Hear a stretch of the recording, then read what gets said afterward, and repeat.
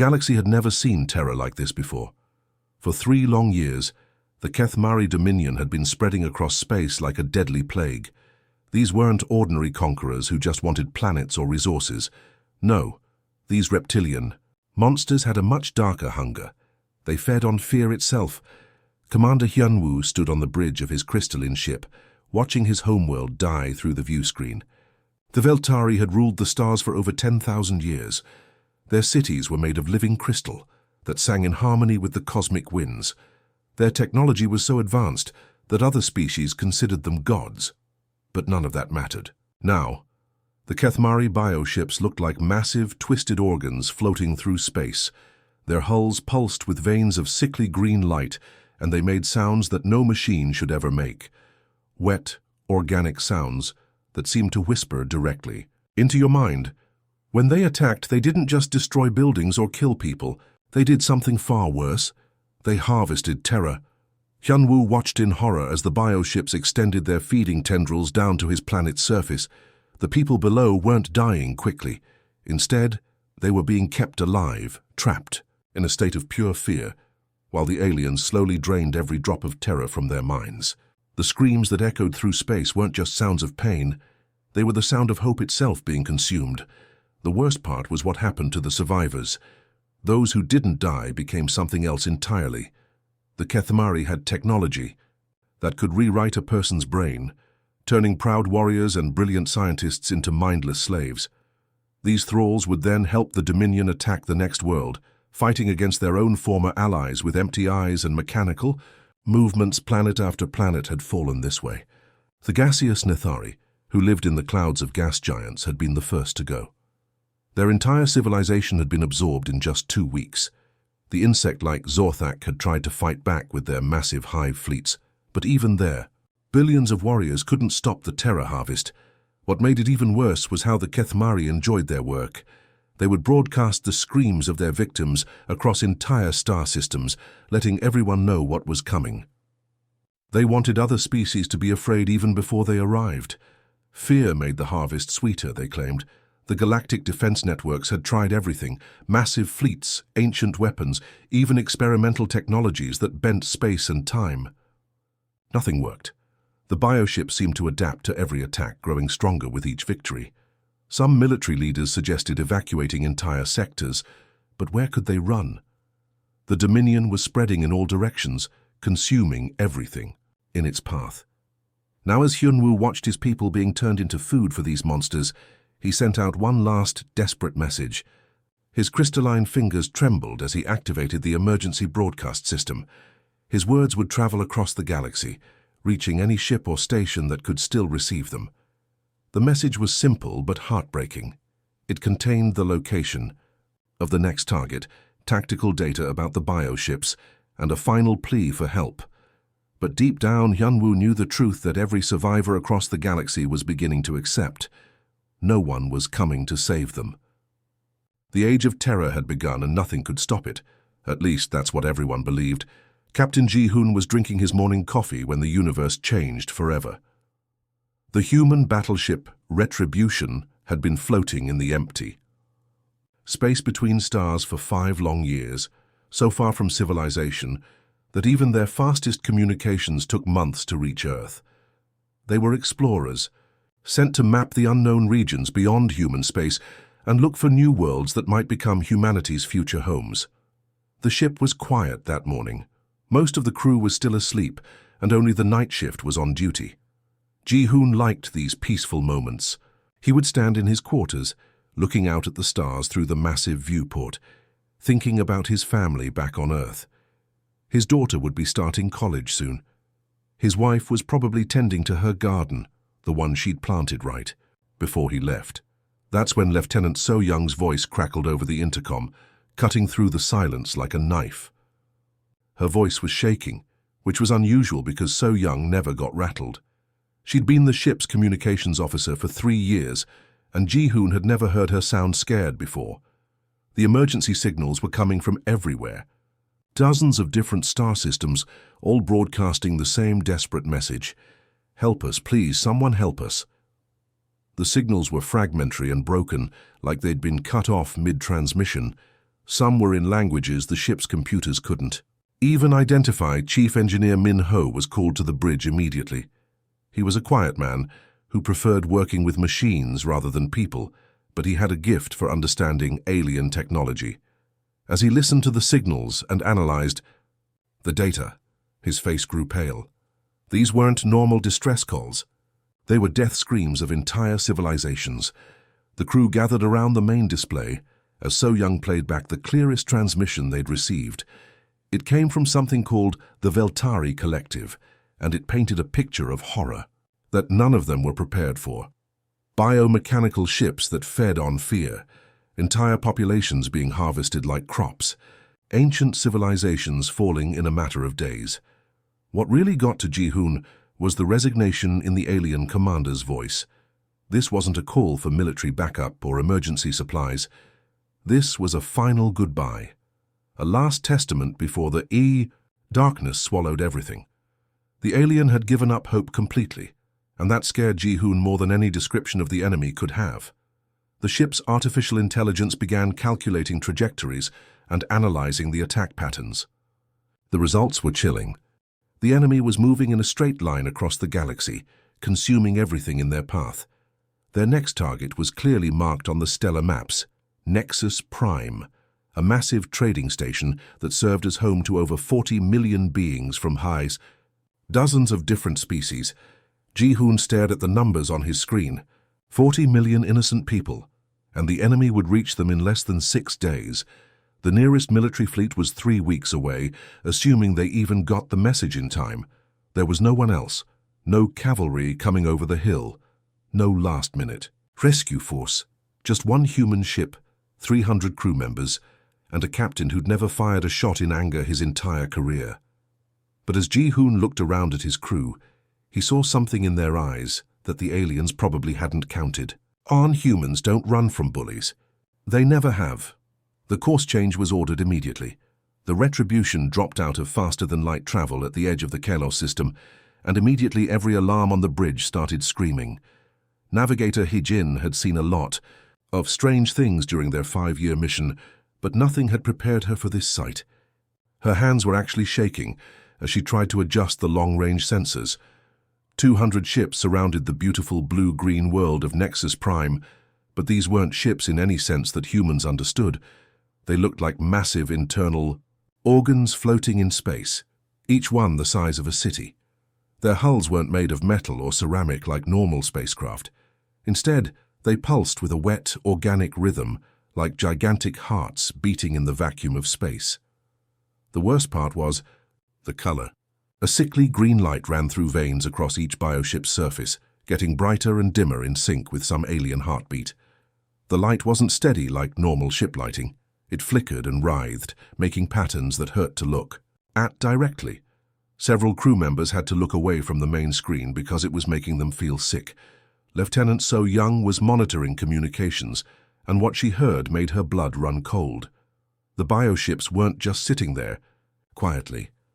They were singing, not with voices, but with some kind of telepathic broadcast that their equipment could barely pick up. The song was full of hunger and satisfaction, like a predator that had cornered its prey and was taking its time before the kill. Down on Nexus Prime's surface, the situation was even worse. The planet's cities were still intact, but long tentacles had descended from the bioships like feeding tubes. Through the ship's powerful telescopes, they could see crowds of people gathered in the streets, but they weren't moving normally. They stood perfectly still, looking up at the sky with expressions of pure terror frozen on their faces. Chief Engineer Min Ho ran a detailed scan of the bioships and discovered something that made everyone's stomach turn. The ships were literally feeding. Energy was flowing from the planet's surface up through those tentacles, but it wasn't electricity or fuel. The computers identified it as some kind of neural energy pattern that matched brain activity during extreme fear. Captain Ji-hoon had been in space for 20 years, but he'd never seen anything like this. These weren't conquerors or even raiders. They were farmers, and the people of Nexus Prime were their crop. The worst part was how efficient they were. They'd found a way to keep their victims alive and conscious while slowly draining every drop of terror from their minds. That's when the bioships noticed the retribution. The organic vessels began turning toward them with movements that were disturbingly fluid, like sea creatures changing direction underwater. The sickly green light in their hulls began pulsing faster, and the telepathic singing grew louder. Then came the communication. It wasn't transmitted through normal radio channels. Instead, it came directly into their minds, bypassing their equipment entirely. The voice was ancient and amused, speaking in perfect English even though these aliens had never encountered humans before. The message was simple and terrifying. Another morsel had arrived to join the feast. The Kethmari were actually happy to see them. To these cosmic predators, the retribution wasn't a threat or even a curiosity. It was just another source of food that had conveniently delivered itself to their dinner table. But they had no idea what humans were capable of when someone threatened innocent people. Captain Ji-hoon stood perfectly still on the bridge as the alien voices echoed in his mind. Around him, his crew was struggling with the telepathic assault. Some were holding their heads, others were backing away from their stations. The Kethmari were trying to flood their minds with fear, the same way they'd paralyzed the people on Nexus Prime, but Ji-hoon felt something else entirely. Not fear, but anger. Cold, focused anger that seemed to push the alien voices right back out of his head. He'd grown up in a rough neighborhood on Earth where bullies thought they could take whatever they wanted from people weaker than them. This was just a bigger version of the same thing. He walked calmly to the communication station and opened a channel to both the bioships and the planet below. When he spoke, his voice was so steady that it cut through the alien mental noise like a knife through butter. Lieutenant So Young later said it was the most reassuring sound she'd ever heard. The captain's message was simple. He identified himself as a representative of the human species and gave the Kethmari exactly one chance to leave peacefully. No negotiations, no compromises. They had 10 minutes to begin withdrawing from the system, or there would be consequences. The response from the bioships was immediate laughter. Not the kind of laughter you hear at a joke, but the cruel sound predators make when they're playing with their food. The ancient Kethmari commander sent his thoughts directly into Ji-hoon's mind, sharing images of all the civilizations they'd consumed over the centuries. Billions of beings, all reduced to nothing more than food. What disturbed the alien commander wasn't that Ji-hoon was threatening them. It was that the human captain genuinely wasn't afraid. Fear was the Kethmari's primary weapon, and it simply wasn't working. Ji-hoon's mind felt like hitting a wall of ice, cold, hard, and completely unmovable. Down on Nexus Prime, the trapped population was listening to every word through their communication systems. For the first time in days, they heard someone who wasn't begging or screaming. They heard someone who was making demands of their captors and actually meaning it. Chief Engineer Min-ho was already working at his station, bringing the ship's weapons online. The Retribution wasn't just an exploration vessel.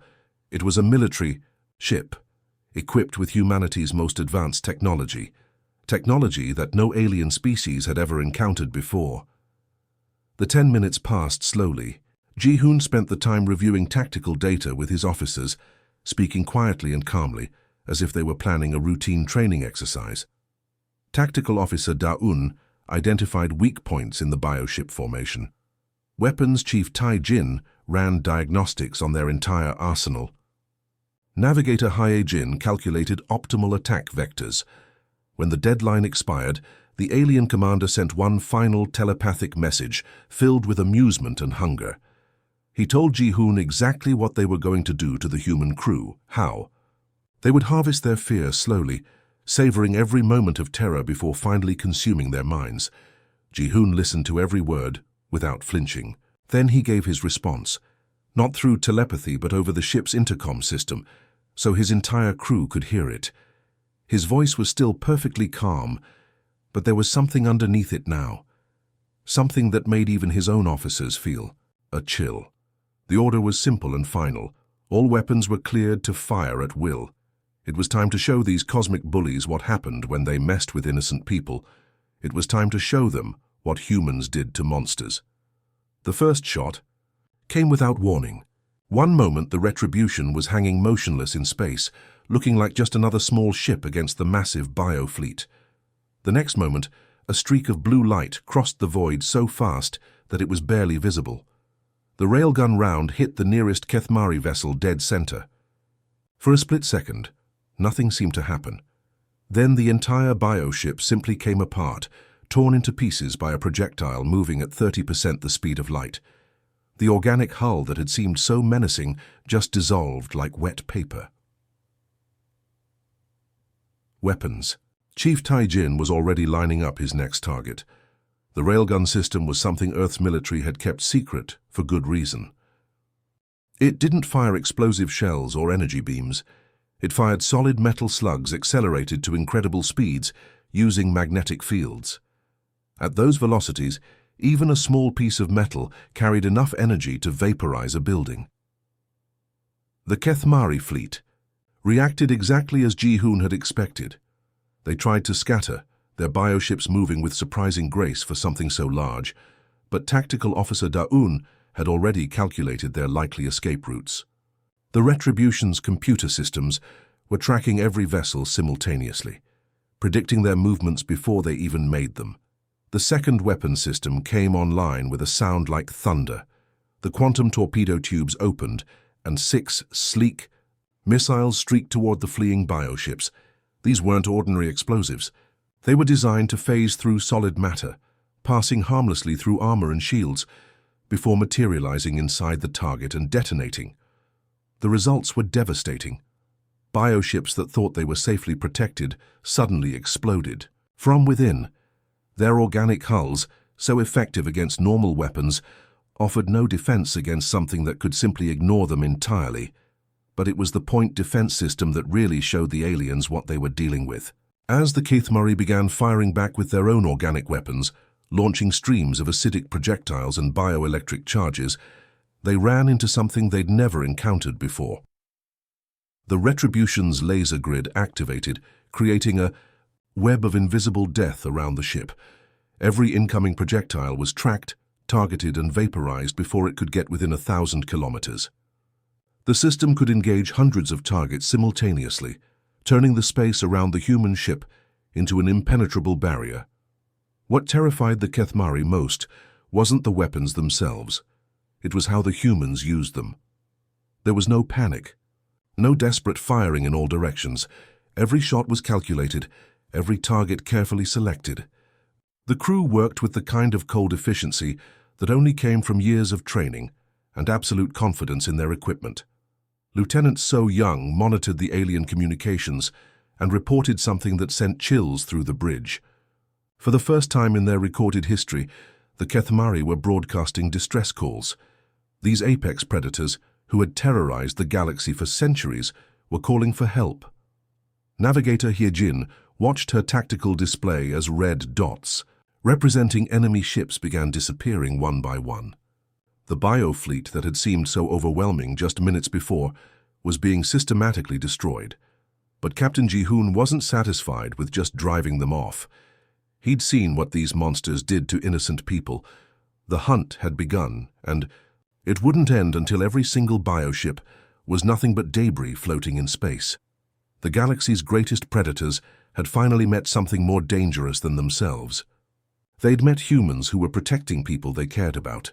The tables had turned completely. For the first time in thousands of years, the Kethmari were running for their lives. Their massive bioships, which had once moved through space, like confident predators, now fled in every direction like frightened animals. But Captain Ji-hoon wasn't about to let them escape. The Retribution moved through the battle zone like a shark among minnows. Navigator Hyejin had studied the system's layout carefully, and she knew every asteroid, every moon, every gravitational field that could be used as a weapon. This wasn't just about superior firepower anymore. This was about superior thinking. 3. Bioships tried to hide behind the gas giant's largest moon, thinking the rocky surface would provide cover. Ji-hoon smiled grimly as he gave Hyejin the order. The Retribution accelerated around the moon's far side, using the gravity well to increase their speed before emerging directly behind the hiding aliens. The railgun spoke 3 times, and 3 more bioships became expanding clouds of organic debris. What made it even worse for the Kethmari was that they could feel each other dying. Their telepathic connection, which had always been their strength, now became a source of terror.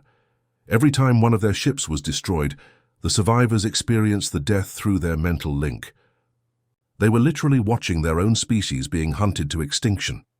The alien commander, ancient and bloated from centuries of consuming fear, tried desperately to rally his remaining forces. He broadcast commands through their shared consciousness, ordering his ships to form defensive formations and fight back. But his subordinates were beyond listening. They'd never experienced genuine fear before, and it was driving them insane. Chief Engineer Minho monitored the enemy communications and reported something that amazed the entire bridge crew. The bioships were actually starting to attack each other. In their panic, some Kethmari vessels were trying to use their own kind as shields, pushing weaker ships into the line of fire to save themselves. Weapons Chief Taijin had never seen anything like it. These aliens had terrorized entire star systems, but the moment they faced real opposition, they completely fell apart. Their whole civilization was built on being the biggest, scariest thing in space. When that advantage was taken away, they had nothing left. The Retribution continued its methodical hunt. Ji-hoon used the asteroid belt like a 3-dimensional maze, appearing and disappearing among the floating rocks. The bioship's organic hulls, which had evolved to intimidate other species, actually made them easier to track. They glowed with that sickly green light, marking them like beacons against the dark background of space. Tactical Officer Da-eun coordinated the attacks with deadly precision. She'd identified the bioship's weak points early in the battle and shared the information. With the entire crew, the aliens' feeding tentacles were particularly vulnerable, and targeting them caused the ships to lose control of their victims on the planet below. As the hours passed, the desperate alien broadcasts became more and more pathetic. These cosmic monsters, who had broadcast the screams of their victims across the galaxy, were now sending out their own cries for help. But no one was coming to save them. The galaxy they'd terrorized for so long had no sympathy left for their suffering. By the end of the 6th hour, only a handful of bioships remained. They huddled together near the system's edge, their telepathic voices whimpering like frightened children. The hunter had become the hunted, and they finally understood what their victims had felt all those years. The last bioship exploded in a brilliant flash of green fire, its organic hull collapsing in on itself before disintegrating completely. Captain Ji-hoon watched the explosion fade on his view screen, then turned his attention to the planet below. Nexus Prime hung in space like a wounded animal, its cities still paralyzed by the alien feeding process. Lieutenant So Young was already working to establish contact with the planet's surface. The communication channels had been silent for hours, and nobody knew if the 40 million inhabitants were still alive or if they'd been turned into the mindless thralls that other worlds had reported. The first voice that came through the speakers was shaky and uncertain. It belonged to a Veltari administrator named Kethra, who'd been hiding in an underground bunker when the attack began. Her crystalline voice cracked with emotion as she tried to understand what had just happened. One moment, they were all doomed. The next moment, their captors were gone. More voices joined in as communication networks across the planet came back online. Dozens of different species all talking at once, all asking the same question. Who were these humans and how had they accomplished what entire galactic fleets could not? Ji-hoon opened a planet-wide broadcast channel. His voice, still calm and steady after hours of battle, reached every corner of Nexus Prime. He introduced himself and his crew, explaining that they were explorers from a species called humanity.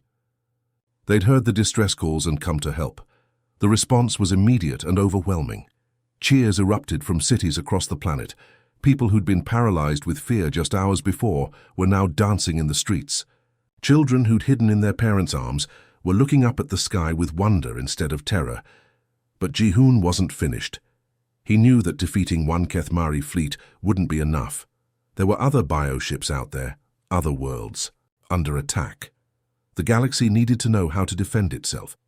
Communications Officer Yu Jin worked around the clock to establish contact with every military network they could reach. The tactical data from the battle was uploaded to hundreds of different star systems, complete with detailed information about Kethmari weaknesses and the weapons that could exploit them. Medical Chief Yunji coordinated with the planet's hospitals to help treat the psychological trauma caused by the fear-harvesting process. Many of the survivors were still struggling with the after-effects of having their terror systematically drained. She shared what little information humanity had about treating such conditions. The Retribution remained in orbit for 3 full days. Ji-hoon could have left immediately, but he wanted to make sure Nexus Prime was truly safe. His crew worked tirelessly, helping to restore communication networks, sharing defensive technologies, and even sending down repair teams to fix damaged infrastructure. What amazed the planet's inhabitants most was how normal the humans seemed. They'd expected their saviors to be some kind of super beings, but instead they found ordinary people who'd simply refused to let innocent beings suffer. They were engineers and scientists, soldiers and doctors, all united by a simple belief that bullies needed to be stopped. As the Retribution finally prepared to leave, messages of gratitude poured in from across the galaxy. Word of humanity's victory was spreading faster than light, carried by the same networks that had once broadcast screams of terror. Now they carried something different. They carried hope. The galaxy had learned that the age of terror was ending. The news spread across the galaxy like wildfire. Within hours of the battle at Nexus Prime, every communication network was buzzing with the same impossible story. A single human ship had destroyed an entire Kethmari fleet. The monsters that had terrorized civilizations for centuries had been wiped out by a species nobody had ever heard of. At first, many refused to believe it. The crystalline Zethkari Council dismissed the reports as desperate propaganda. The gaseous Velnari thought it was some kind of elaborate hoax. How could one small ship accomplish what their combined fleets had failed to do? It had to be fake news, spread by survivors who'd lost their minds to fear. But then the tactical data arrived. Detailed sensor readings, weapon specifications, and complete battle recordings flooded the galactic networks. The evidence was overwhelming and undeniable. Humanity existed, and they possessed technology that made the galaxy's best weapons look like toys. The first planet to act on this information was Korath IV, a mining world that had been under Kethmari siege for 2 weeks. The local defense force had been preparing for a final, hopeless stand when the human data reached them. Using Ji-hoon's tactical information, they modified their weapons and struck back at the bioships with devastating effect. The results were immediate. Bioships that had seemed invincible just hours before began exploding under concentrated fire from simple mining lasers, recalibrated using human specifications. The Kethmari commander, shocked by this sudden resistance, tried to flee but was hunted down and destroyed by the miners' cargo haulers. Similar uprisings began on dozens of worlds. Enslaved populations who'd been turned into thralls suddenly found their mental chains broken when their Kethmari masters panicked. On the industrial world of Nexar 7, former slaves turned their planet's manufacturing facilities into weapon factories, producing the specialized ammunition that human data showed was most effective against bioship hulls. The Kethmari Empire, which had seemed unstoppable just days before, began collapsing from within. Bioship commanders who'd grown fat and lazy from centuries of easy victories found themselves facing organized resistance everywhere they went. Worse, their telepathic network was now working against them, spreading fear and panic instead of coordinated attacks. Intelligence Officer Su Min monitored these developments from the Retribution's communication center. The reports coming in were almost too good to believe. Entire Kethmari fleets were abandoning their conquests and fleeing toward the galactic rim. Worlds that had been under alien control for years were declaring their independence. But it wasn't just about military victories. The psychological impact was even more important. For the first time in generations, people across the galaxy felt hope. Children who'd grown up hiding in bunkers were coming out to play under open skies. Artists and musicians, silenced by years of oppression, were creating works celebrating freedom. Other predatory species were also taking notice. The Scarthak raiders, who'd been planning to expand into systems weakened by Kethmari attacks, quietly cancelled their invasion fleets. The parasitic Votharal, who fed on dying civilizations, found their food sources drying up as worlds began defending themselves effectively. Most significantly, requests for contact began pouring in from across the galaxy. The Galactic Council, which had been powerless against the Kethmari threat, formally invited humanity to join their alliance. Trading guilds offered exclusive partnerships. Military leaders requested training exchanges. Captain Ji-hoon read these messages with mixed feelings. Humanity had wanted to explore the galaxy peacefully, but now they'd become its unofficial protectors. The responsibility was enormous, but so was the opportunity to build something better than what had come before. 6 months had passed since the battle at Nexus Prime, and the galaxy was a completely different place. Captain Ji-hoon stood on the bridge of the Retribution, reading through the latest batch of messages from across known space. Every day brought dozens of new requests, offers and reports from civilizations that had heard about humanity's victory.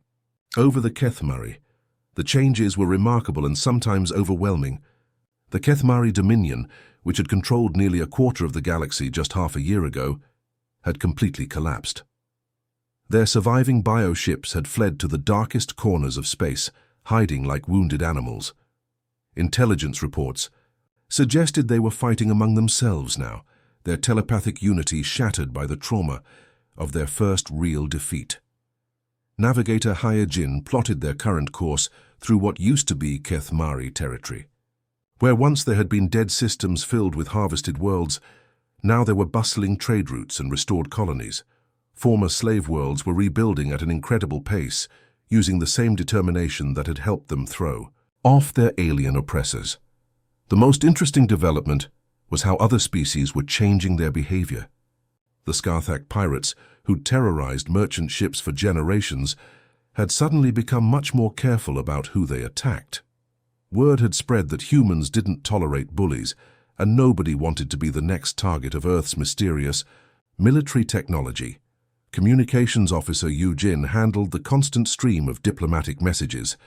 The Galactic Council had officially recognized humanity as a major power, even though Earth had only one ship operating in deep space. Dozens of species wanted to establish formal relations, trade agreements, and defense pacts. What surprised Ji-hoon most was how ordinary people across the galaxy were reacting to humanity. Children on distant worlds were playing games where they pretended to be human space explorers. Artists were creating sculptures and paintings celebrating the liberation of Nexus Prime. Some planets had declared holidays commemorating the day the Kethmari tyranny ended. But with fame came responsibility. Every few days, the Retribution received distress calls from worlds facing threats from various predatory species. Pirates, slavers, and conquest-minded empires all seemed to think they could fill the vacuum left by the Kethmari collapse. They were usually wrong. Medical Chief Yunji had been working with alien psychologists to develop treatments for beings who'd survived Kethmari fear harvesting. The psychological scars ran deep, but recovery was possible with the right care. Entire worlds were slowly healing from trauma that had seemed permanent. Chief Engineer Minho spent his time analyzing captured alien technology and sharing defensive innovations with friendly species. The galaxy's military capabilities were advancing rapidly as civilizations learned to adapt human tactics to their own equipment and fighting styles. The biggest change wasn't technological, though. It was philosophical. For centuries, the galaxy had operated on the principle that might made right. Stronger species dominated weaker ones, and everyone accepted it as natural law. Humanity had proven that small groups could defeat much larger forces if they fought for the right reasons. As the Retribution continued its journey through space, Ji-hoon reflected on how much had changed since that quiet morning when they'd first received the distress signals. They'd set out to explore unknown regions and find new worlds for human expansion. Instead, they'd accidentally started a galactic revolution. The universe was still full of dangers, but it was also full of hope. And somewhere in the darkness between stars, Other human ships were probably receiving their own distress calls, ready to prove once again that bullies never win in the end.